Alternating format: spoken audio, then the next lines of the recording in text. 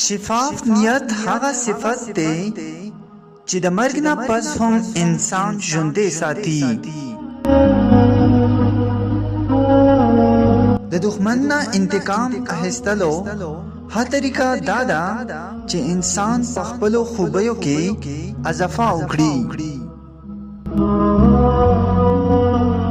د دښمن د سوځېدو لپاره یوازې خندا هم کافي ده. جنگ د محبت نه هوي.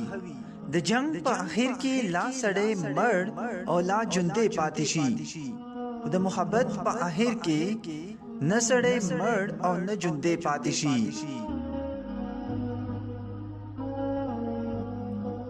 د بدو خلکو سره ښه کول د ښو خلکو سره بد کول دي.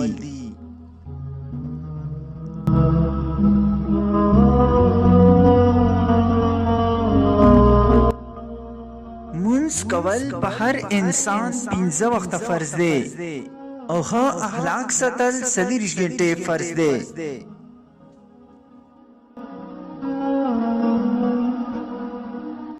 د خاموشۍ په دعا او محبت کې بے حده طاقت او عزت وي.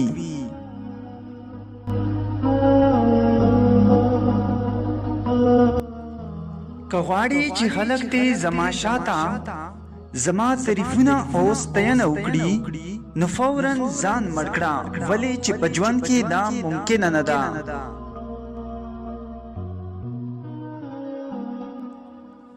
د هغې کس ایمان کامل نه وي څوک چې په امانت کې خیانت کوي.